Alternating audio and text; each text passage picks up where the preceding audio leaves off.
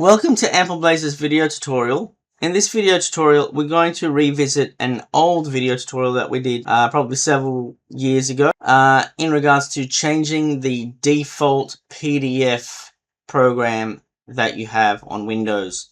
Now, the reason why I'm doing this is because Microsoft recently, again, when you do a Windows update and you install the new updates, it changed my default program to Microsoft Edge. I like Microsoft Edge, but it is not my go-to for PDF. So this is how we fix that up. Find a PDF file that you want, right click on it, and then go to show more options, go to properties. Then you can see here that it says Microsoft Edge. Click on change, click on the program. So I've got Adobe Acrobat right here, set as default. You can see it's changed, press OK, and you can see the icon has changed to the Adobe icon. And that's how you do it, ladies and gentlemen. Thanks for watching. See you on the next one.